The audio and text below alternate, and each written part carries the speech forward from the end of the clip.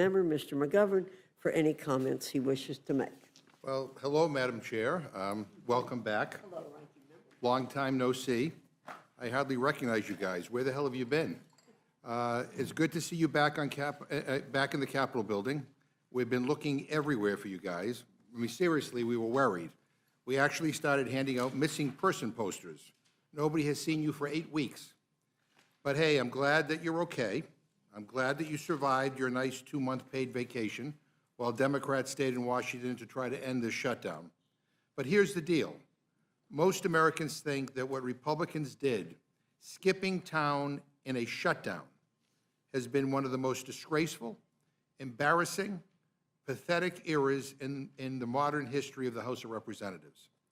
For 8 weeks, Speaker Johnson let you all stay home while Americans missed paychecks, skipped meals, and watched their costs explode. Republicans quit their jobs.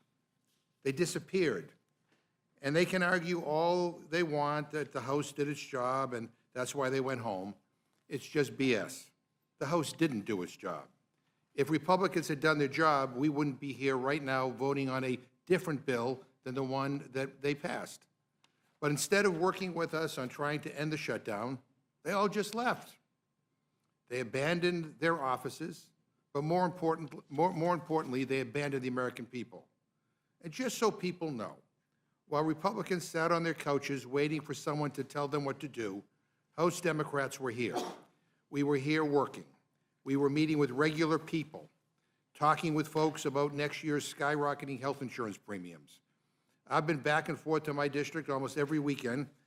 People showed me the letters that they got on their premiums.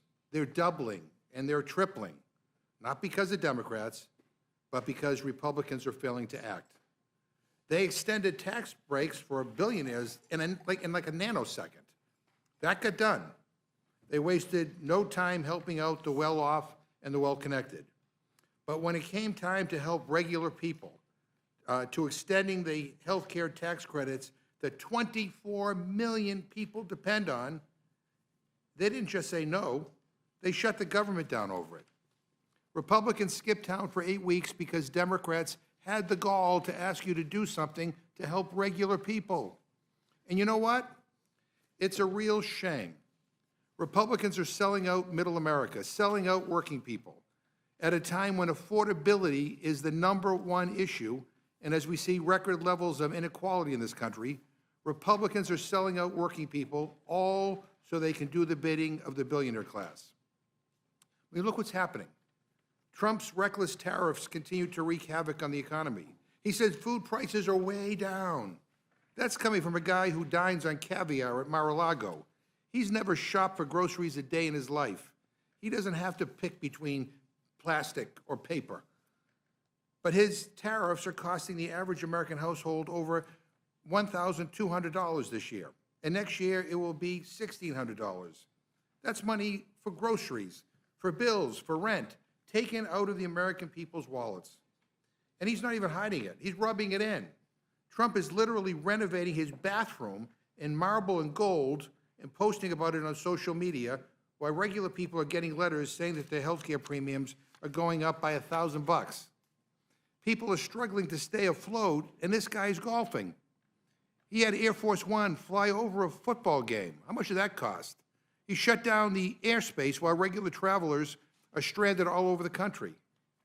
The administration is funneling $40 billion to bail out Argentina.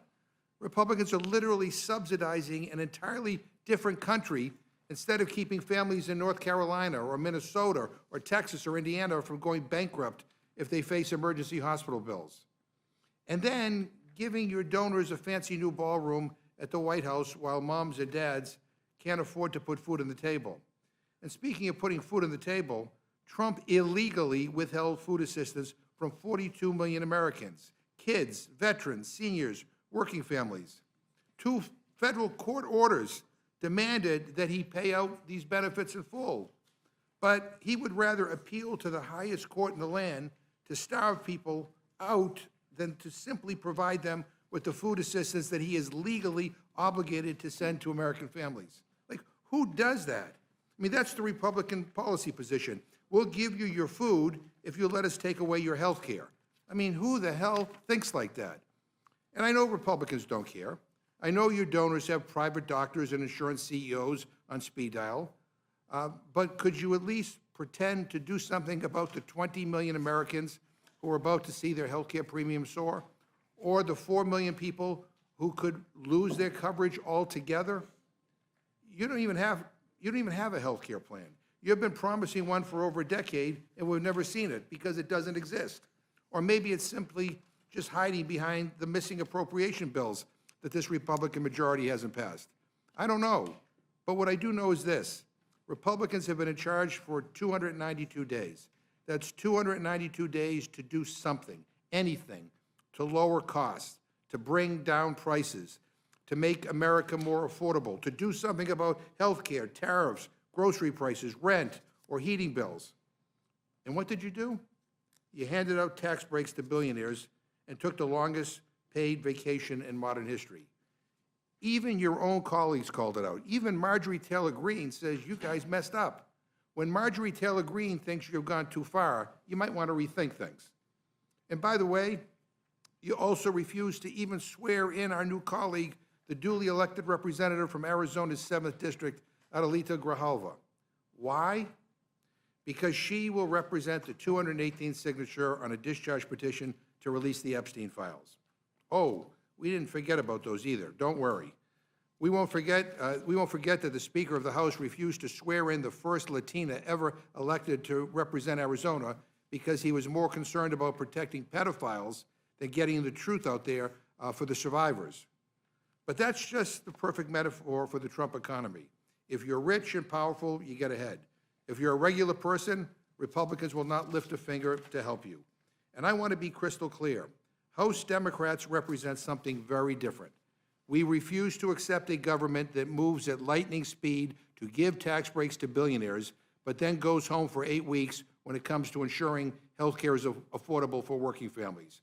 We've said it from day one of this shutdown. We will sit down with any Republicans, anytime, any place, anywhere, in order to find a path forward that would reopen the government and finds a solution to Republicans' health care crisis. But we're not just going to roll over and accept your way, your my way or the highway approach to governance. If you need our votes, you need to work with us. But you refuse because you're more interested in extremism than governance. But here's the thing. The beautiful thing about politics is that you don't really lose until you quit trying.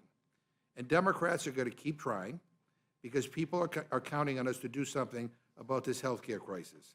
And when their health care premiums double and triple, and they will, and your constituents, I'm sure you're getting the calls, Republicans will own it. Every premium spike, every family forced off coverage, every life put at risk, you own it. And good luck going home to your constituents to explain why you sold them out in order to appease the millionaires and billionaires.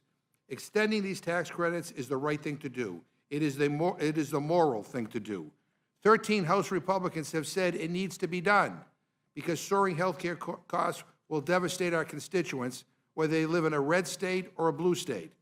So I want people to know that we will keep fighting. I will keep fighting. My colleagues on this committee on the Democratic side will keep fighting for a government that puts the working class first and for a Congress that actually shows up and does their damn job. I yield back my time.